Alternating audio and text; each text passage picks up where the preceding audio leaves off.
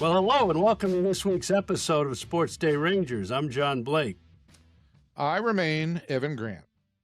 And Evan, the Rangers had a great road trip, as we kind of talked about a little bit last week, but then they went into Cleveland, won 2 out of 3, came home, lost 2 out of 3 to the Tigers, and find themselves again in second place. But as we take this today, they are a playoff team through 90 games. Yeah, no one in the division has taken control, really, John, and the wild card remains wide open.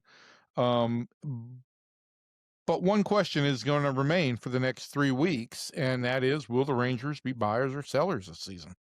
And our guest this week is the perfect person to be able to address that question, Rangers President of Baseball Operations, Chris Young. Young is in his 4th season in this role, John, as you well know. He was named the general manager in 2020 under John Daniels. They became partners going forward, and then he took over in 2022. The Highland Park High School product also played the first 2 years of his 13-year big league career with the Rangers and has won 2 World Series, one as a player with Kansas City and one with the Rangers as the chief operating officer or the president of baseball operations. I'm looking forward to catching up with CY going into the month of July here for baseball operations people with the draft and then with the trade deadline.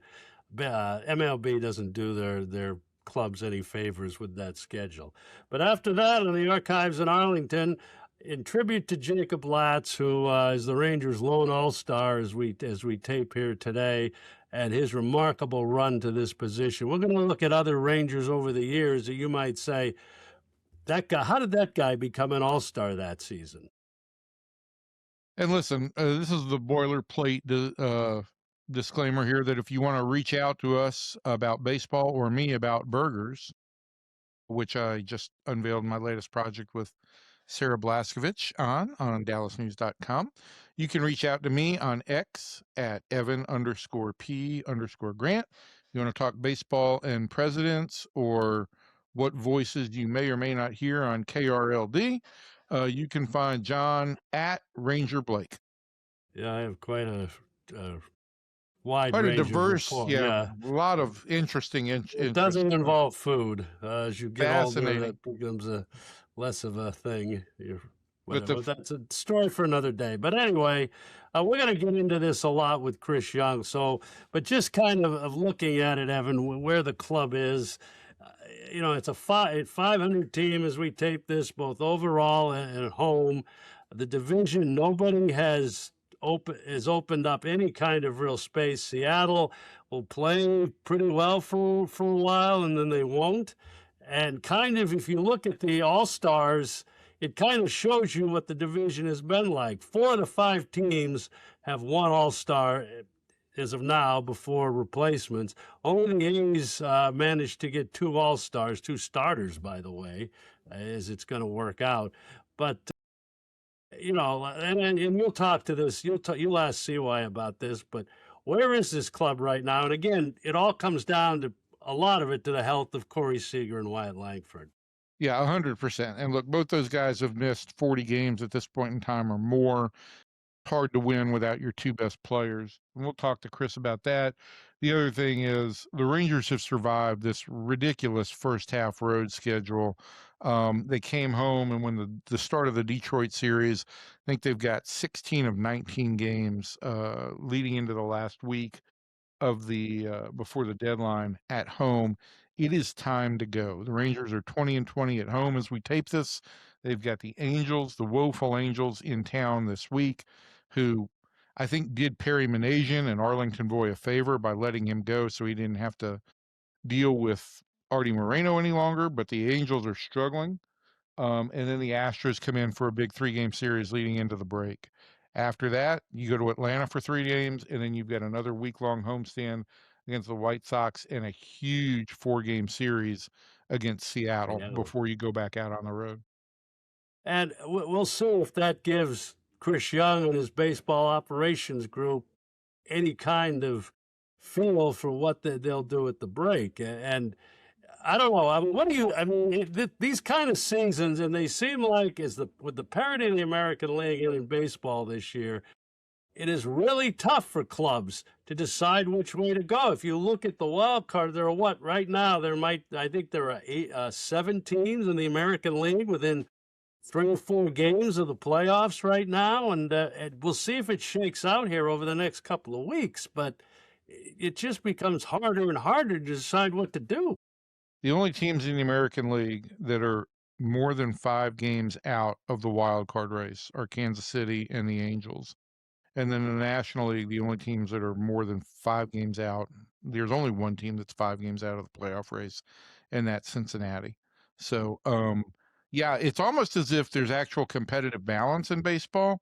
So, like if owners had an argument that there was no competitive balance, it almost kind of defeats that, but that's maybe a story for another day. Um, in the meantime, the Rangers have an opportunity here, and they have done a very admirable job of getting by without their best lineup. They need their best players back, and they need them to contribute, and it's that simple. And you've talked you as you say that guys like Nicky Lopez, Elias Diaz, and you could go down the list of guys that are filling in for guys that are hurt. But you get tough starting pitching, and the Rangers saw it on Sunday with Casey Mize, who come off the injured list and put up 2 very good starts. Those are the games where you really do need your best hitters performing in your lineup, and that seems to be what you kind of see what's lacking right now. Although, yeah. I mean, I just do feel like the Detroit series was important to win 2 out of 3 there, and you didn't. Now we're just talking about a 1-game difference. But if you're looking at 2 points in the season for me that are critical right now, that are keeping the Rangers from being in first place and with a somewhat commanding lead, are how poorly they played against the Astros, Colorado, and the Angels in like a 13-game stretch early in the year when Houston was not playing well. And I think that this Detroit series had the ability to be a tone setter for the rest of this big home stretch, and they didn't play well. So hopefully after the off day and with a weak team coming in here in the Angels, the Rangers get a little bit refreshed because again, they did play 15 straight in 15 days, had a weird off day on Friday, blah blah blah blah blah. But now it is time to go. They need a strong week going into the All-Star break and need a strong push coming out of it. and let's talk a little bit about the rotation. And Jack Leiter's injury was a big one. The Rangers did not have a lot of depth, starting depth going into the season. They've plugged Cal Quantrill in there, but hopefully they're getting back some reinforcements. Between Jordan Montgomery and Cody Bradford and Jack Leiter, how do you see those guys, where they are in their rehab and everything, and what kind of contribution do you expect over the next couple of months? Look, I think Jordan's first 3 rehab outings have been mostly about, just getting back on the mound and into the competitive groove because he had missed so much time. But I think that, he's probably got 2 more rehab outings at least. Yeah, he's probably got 2 more rehab outings at the very least. And it's time to see him start to really dial in. His last outing wasn't all that great. But if you get these guys back, it gives you a lot of different ways to address needs. I think that the Rangers have a need for a right-handed leverage guy in the bullpen. I think the Rangers have a need for a right-handed hitting center fielder. But to the point about the right-handed leverage guy, you could also use a lefty. And if both Montgomery and Cody Bradford come back and they're healthy, one of them probably ends up in the bullpen as kind of a multi-inning guy who's a real weapon for you, capable of getting you more than 3 outs. And maybe that guy becomes kind of your linchpin if your starters aren't going to go terribly deep, if your starters are going to go 5 or something like that. The other possibility is, and we haven't talked really with anybody in the Rangers organization about this, but I will bring it up and I will bring it up later in the week. Do you consider moving Kamar Rocker as your into the bullpen if both of those guys are healthy and performing? as maybe your kind of right-handed leverage guy. I don't know that the Rangers would look at that as a long-term fit, but I think if you're talking about the stretch run, maybe that is a good fit for you. So I think the most important thing is if these guys get healthy, it gives the Rangers different ways that they can deploy different weapons.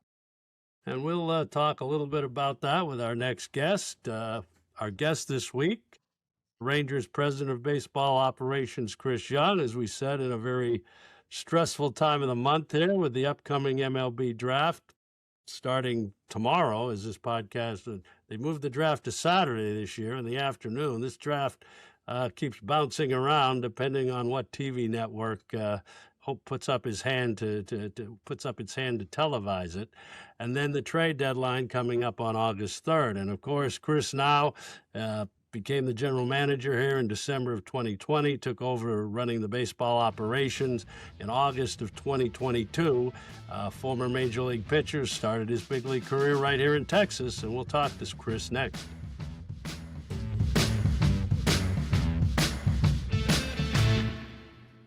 Our guest on this week's edition of SportsDay Rangers is Rangers President of Baseball Operations, Chris Young. And happy to have him here to talk about what's happened in the first 90 games or so and what's to come. So, Chris, thanks for joining us today. Yeah, John, Evan, thanks for having me. So I'm going to just kind of start because I'm sure Evan has got very hard-hitting questions. And maybe not quite the hard-hitting guy. So we're roughly 90 plus as we take this 90 games into the season. Club has a 500 record both overall and at home as we tape this. But with the injuries and all the roster moves you've had to make, a new coaching staff, new manager coming in with his culture, new philosophies, what would you say? And I know as your role is basically looking ahead at this point, but just looking back for a minute, what would you say where you are and what your feeling is and how you stand? Well, I'd say, first of all, I'm very happy with the staff, with Skip, with his staff. There's been a lot of change, and anytime you have change, there's uncertainty. And it takes a little time for familiarity to set in and everyone to understand their respective roles. I would say from a front office to a coaching staff perspective, we have 100% alignment. It has been wonderful working with Skip and his staff. The communication, the collaboration has been tremendous.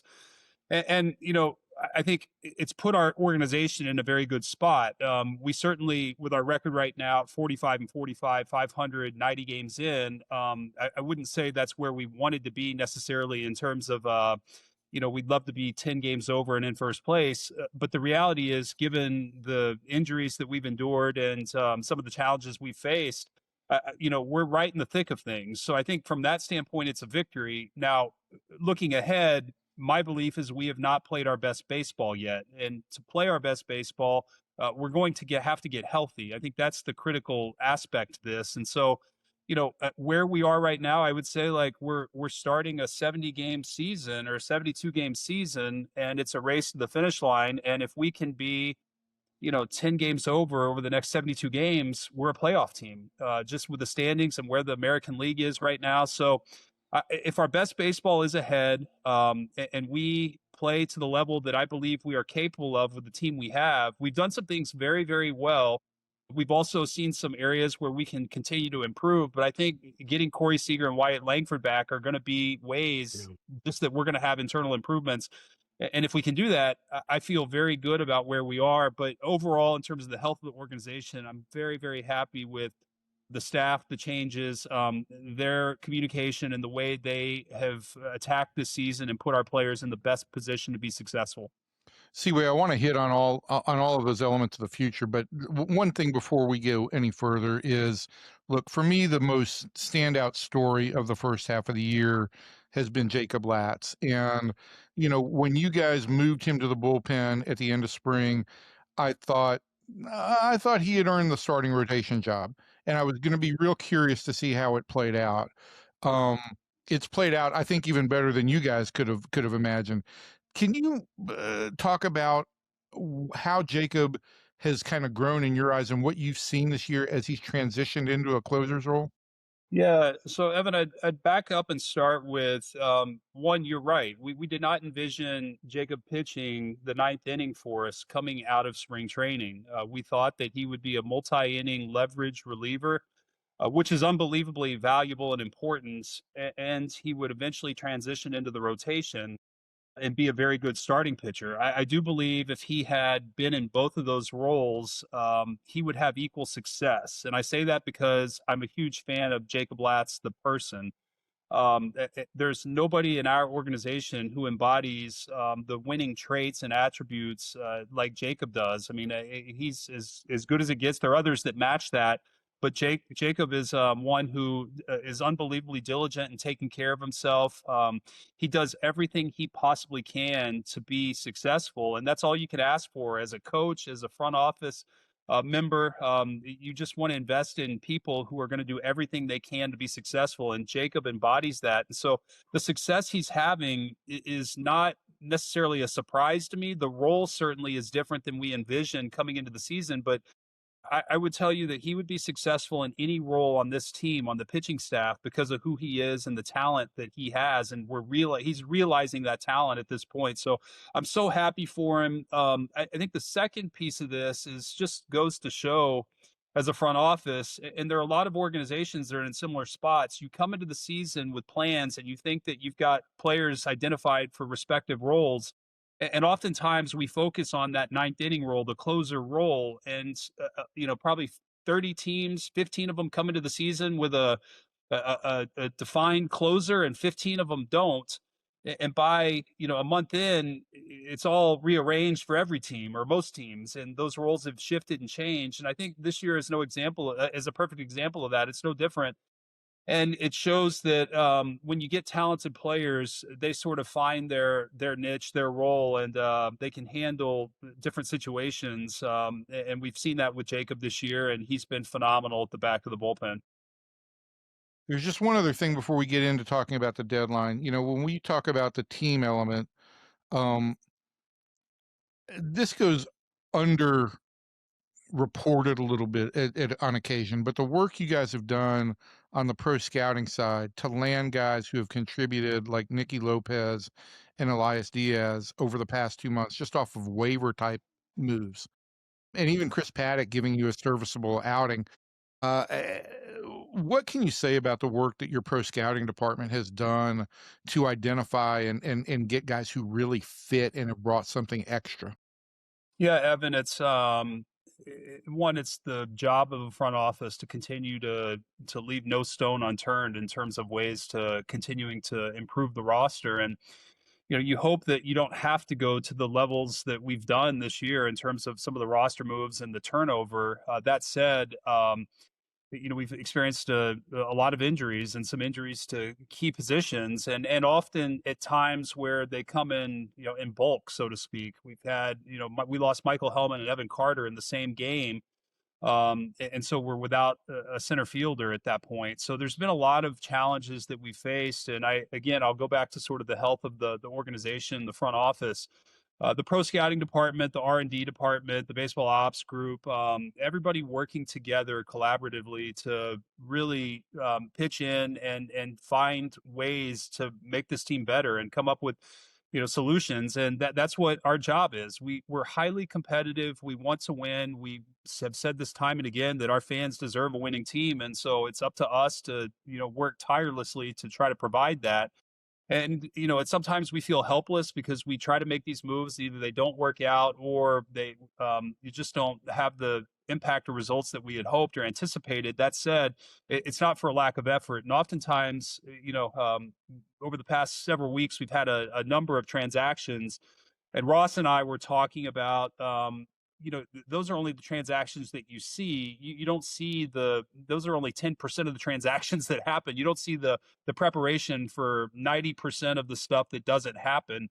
And so I commend Mike Parnell, our pro scouting director, Ryan Murray, head of our R&D department, Cole Figueroa, Josh Boyd, our assistant GMs, and of course Ross Minstermaker, Michaeline Curtis, who oversees our transactions and roster management.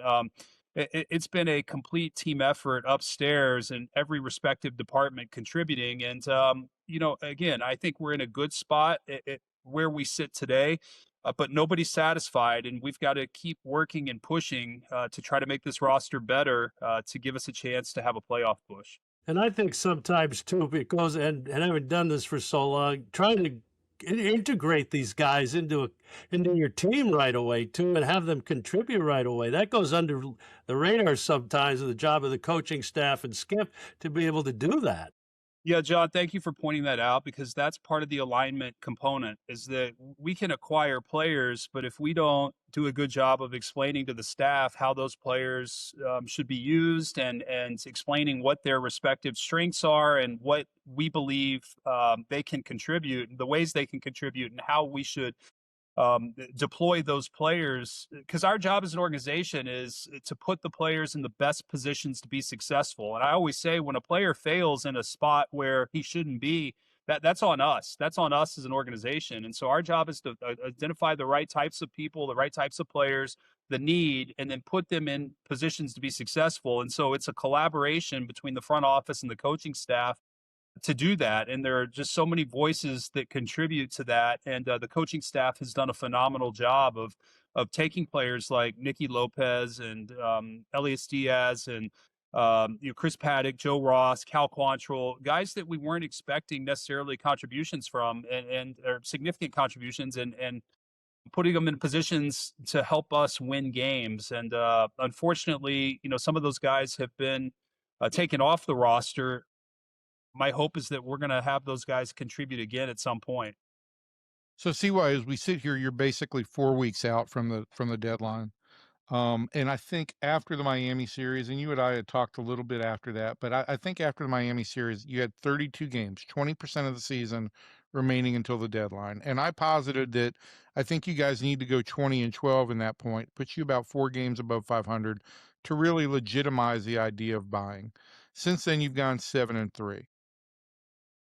Do you need a more definitive idea in terms of where this team is to commit to either buying and adding, or maybe backing off and selling some pieces?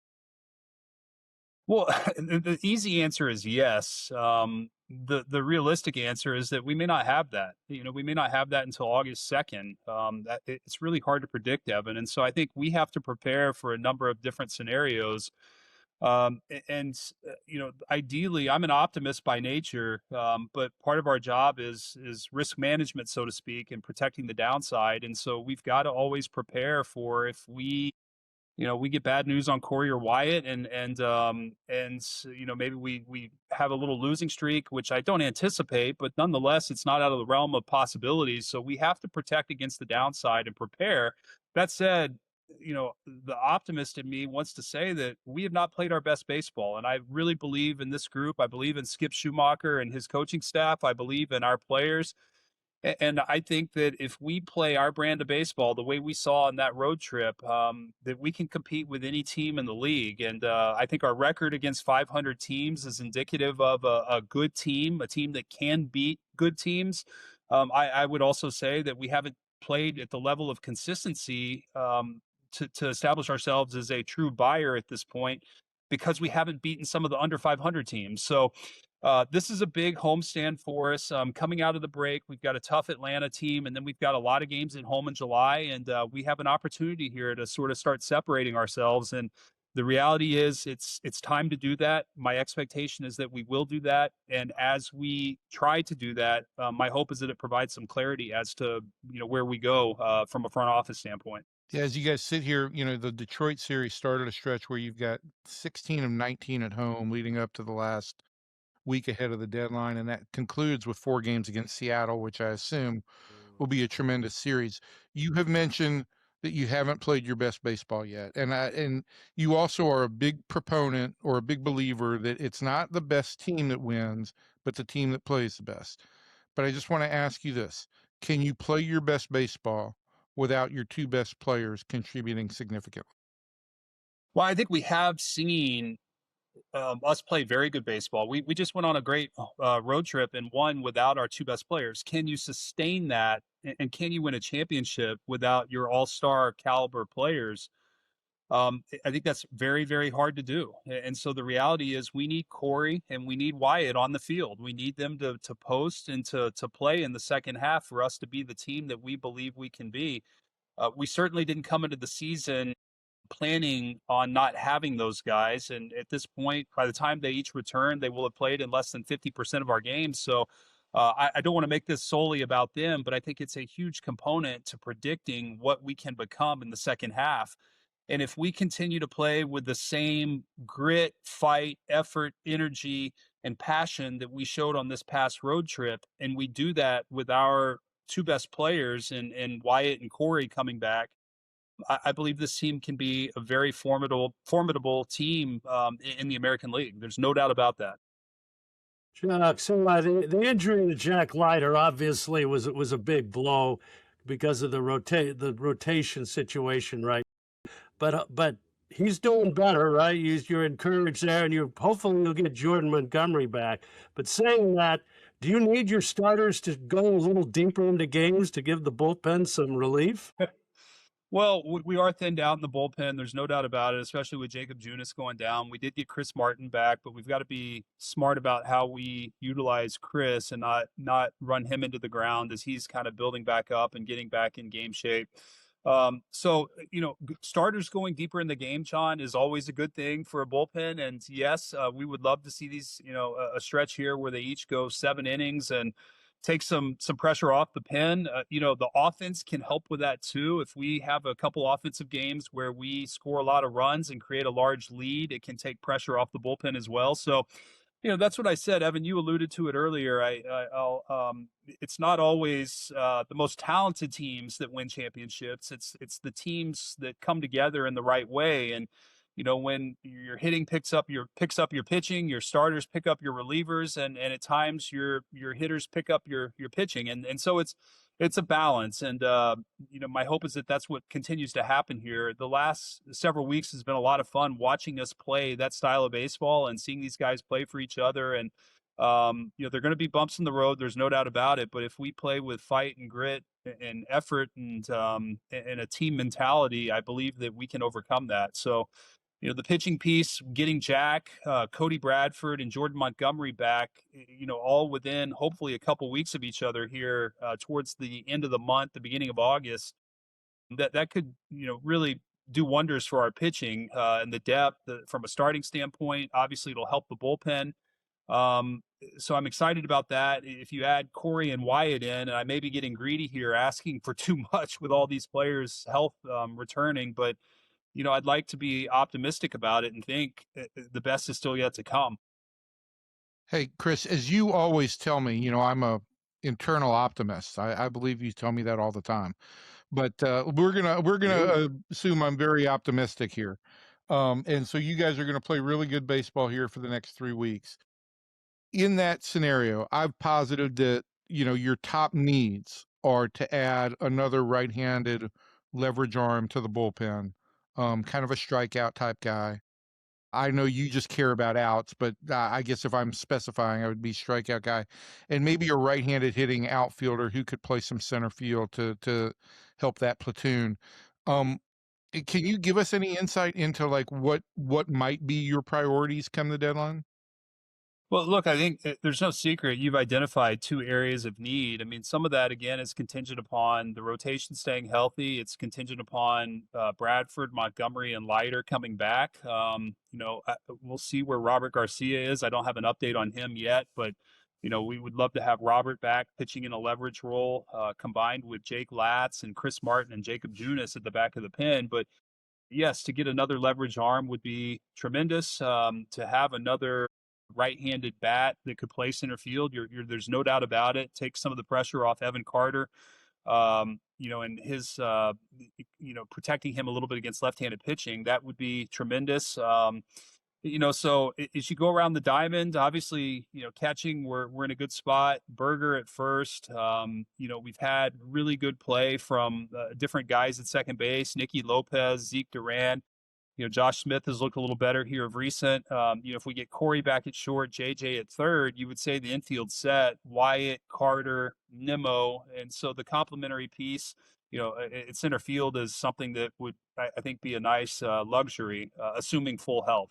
Yeah, I don't think you guys are in the market for necessarily a needle mover type piece. It all depends on a lot of health. The one other element here that would make the trade deadline significant, last year you guys did add some money at the deadline. This year, and I've heard from a lot of fans based on the fact that payroll was pared back this year.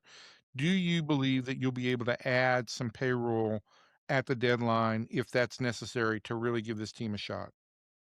The answer is yes. And I say that because ownership has been unbelievable in terms of supporting us for the last several years in terms of that. And so, but it's, really incumbent upon the team to motivate ownership to do that. And we, at this point, in my opinion, have not done that well enough.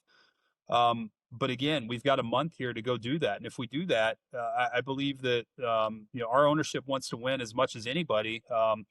But we're not going to be reckless with it. And certainly the team has to put us in a spot where we make it very clear this is our opportunity to go make this team better and give them a chance to win a championship. Yeah, and as I think I said before we started recording, right, with this stretch of games at home, it's time to go. You guys have survived a really hard road schedule. You've survived some injuries to this point. It really is incumbent on this team right now over the next 19 or 20 games to get hot again. Yeah, no doubt. I 100% agree, Evan. And we, over the last several years, have played well at home. We probably haven't played as well at home this year as we need to play. Good teams win at home, and my expectation is that now we're going to be in a spot to start playing well at home and separating ourselves a little bit. My last question, and as we tape this, I mean, July now for baseball operations people has become a brutal month. I'm not going to get into the MLBs to see, a draft now is on Saturday afternoon this year, moving it from Sunday night. And you're right in the middle of draft discussions too. So it's just a real balancing act for you right now. And the Rangers, in some years with a top 2 or 3 pick, you're more engaged. Obviously, have to be a little more engaged there. But how do you guys balance all of that at this time of year? It's really hard.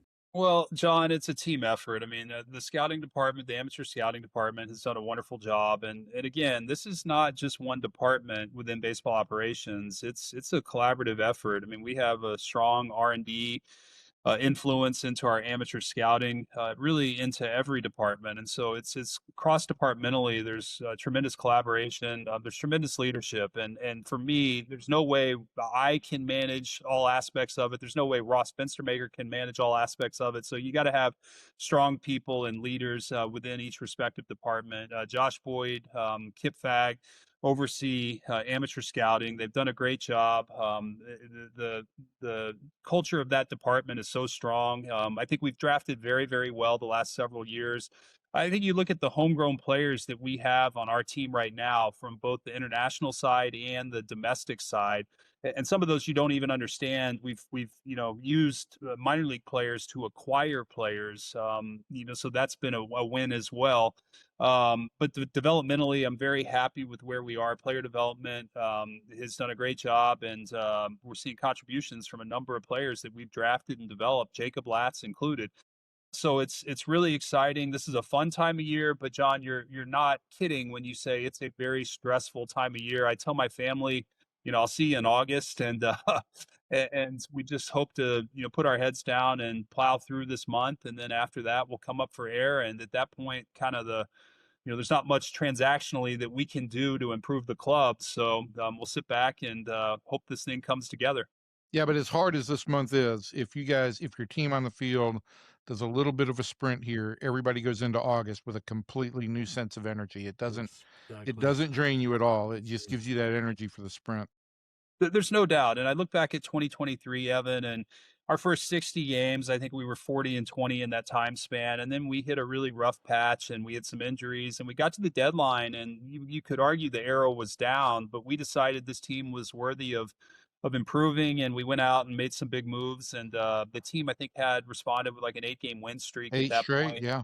Yeah, and then we did hit a really rough spell right after that, and then kind of came out of it and got healthy. I think that was the key component. On that 23 team, that when that team was healthy, we had established ourselves as one of the best teams in baseball when healthy. And I compare that to where we are right now. We're a 500 team, but is there a stretch in there? Is there a 60-game stretch where we can play 15 games over 500? And I think if health comes together, there's no doubt in my mind that is possible. That's conceivable. We just haven't had it yet. And it's always easier when that happens at the beginning of the season and you establish yourself as a clear winner. But the reality is there are a number of teams going through it right now. The Yankees, the Braves, there's some teams that are really, dealing with some health issues like us. They just have gotten off to better starts. So now is it our time to get healthy and make a push? And my hope is that that is going to happen. All right. And so last thing, we just haven't asked for an update. Do you have optimistic or realistic dates for when you think you might get Seager and Langford both back in the lineup? Seager, I don't have a hard update on him right now. Wyatt is trending very well. It looks like he will be ready right after the All-Star break. And so if we can get through this stretch, Wyatt will be out on rehab during the break. Probably have to go to Arizona and play in some games out there, but it's looking very, very good for Wyatt. And Corey, I'll have a better update this afternoon when he comes in after the off day. He was feeling a little bit better before the off day, and my hope is that we continue to make progress and get him back. But you cannot say the impact that those two would have. It's just so huge and critical to our team, and even just getting one of those guys back and having Wyatt in the lineup coming out of the break will be a boost. And hopefully the good version of Corey Seager is right behind him. Great. Thank you so much, Chris. Appreciate the time. Good luck.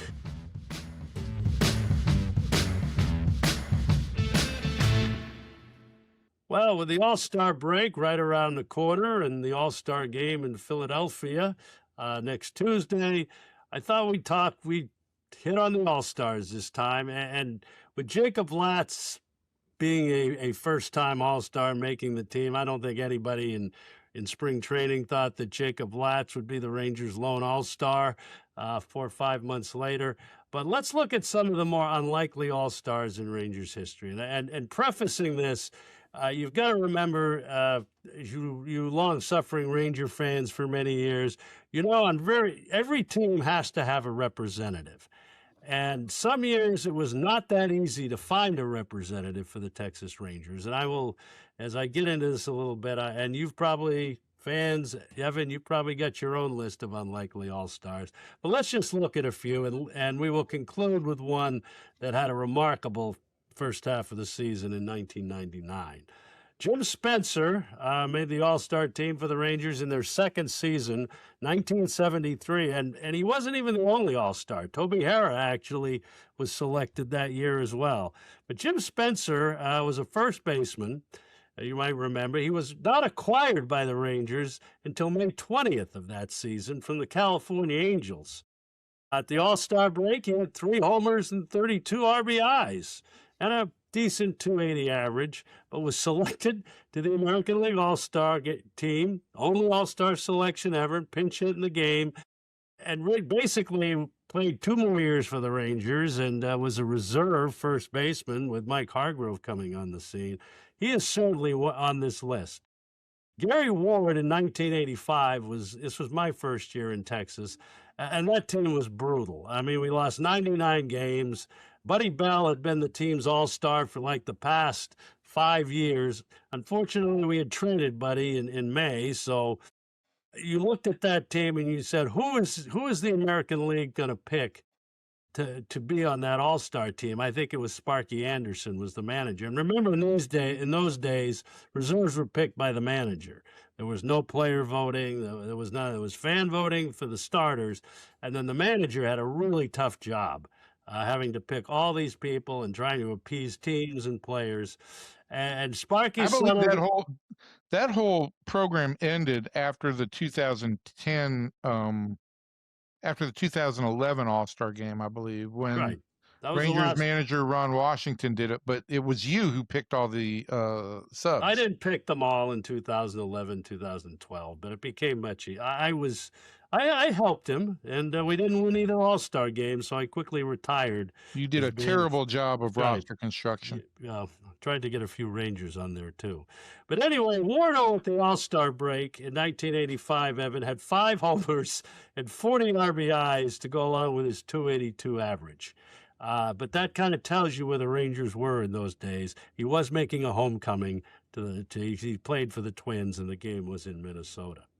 And one player that you'll remember was Roger Pavlik. And this is a 1996 team will be celebrating later this year with their 30th anniversary. We had 2 All-Stars on that 1996 team, and neither one of them was named Juan Gonzalez, who was the MVP of the season. Von Rodriguez, who was the All-Star catcher for 10 straight years as a starter, played in 13 total All-Star games, and then Roger Pavlik, the other right-handed starting pitcher, was the other Rangers All-Star representative that season. Now, Pav had a great start. He was 11-2 at the break, despite an ERA of almost 5. And again, in those days, you kind of looked more at the one-loss record. He did tail off in the second half, but he was among the American League leaders in innings, complete games, and wins at the break. But he was the Rangers All-Star selection that year with Pudge. And then 2 others, Evan, and 3 others, I think. Nelson Cruz in 2009 was a late selection to the All-Star team. I don't know if you remember this. Mike Trout got hurt, and Nelly had finished like 5th or 6th in the player voting, coming off a pretty good first half with 22 homers and 53 RBI. But I remember, I don't know how you remember, but I think we were all a little surprised he got picked to the team that year because it was a late selection. Yeah, I don't remember that All-Star selection that well. But look, that was a year where Nelson really bloomed. He was a late bloomer, and he really kind of got out to a good start in 2009. And it was really the jump start of what ended up being a great career. Yeah, and Josh Hamilton obviously was a starting All-Star. Josh won, I think, 5 fan voting to start in the outfield. Alexia Gondo, and you mentioned the team 2011 All-Star selections, was a pick by Ron Washington as an extra pick, manager selection after they did finish with the player voting to make the team. First year as a starter, was 9-3 at the break, and it really kind of blossomed. But that's the kind of guy that a manager can kind of, you tried to take care of your players a little bit sometimes back in the day before MLB picked the whole team. And then the other one I would mention would be Martin Perez in 22. Again, not on a very good ball club, was 7-2 with a 2.68 ERA at the break. He was a Rangers selection, but also that year, Corey Seager made the team. So the Rangers had multiple All-Stars. And then the last one that I wanted to bring up was Jeff Zimmerman in 1999. And, Jeff Zimmerman, Rangers had signed Jeff Zimmerman prior to the 98 season. He had pitched 1 year in the independent Winnipeg in the Northern League, where I used to work at one time in my career. And he faxed letters, I believe, to all 30 teams asking for a opportunity. The Rangers signed him to a minor league contract. He was actually their minor league pitcher of the year in 98, came to spring training as a non-roster player, did not make the team out of spring training, came up very quickly when the Rangers had some injuries in the bullpen, and proceeded to go 8-0 with a .86 ERA in the first half of the season. There was one stretch, I think he pitched almost 29 2/3 consecutive scoreless innings. He had 26 consecutive scoreless appearances as the setup man to John Wetland, and he made the All-Star team. It was a great story at the time. He, Pudge, Rafael Palmeiro, and Wetland all went to the 99 All-Star game in Boston. Evan, you might remember that was the year Juan Gonzalez turned down the All-Star game because he was not elected as a starter. And I think Zim pitched a scoreless inning in the game. And I don't know if he's the comp to Jacob Latz, but again, a guy that you certainly didn't expect in spring training was going to be an American League All-Star. Well, let's hope he's not the comp to Jacob Latz, because as great as Jeff Story was in '99, he was quickly out of the game 2 years later, because while his slider was a absolute miracle from Right. God, Right. it tore up his arm. And I think Zim now currently, I'd love to talk to him. Maybe we'll get him on the podcast sometime, but I believe his right arm almost now turns out to the right because he pronated his arm so heavily.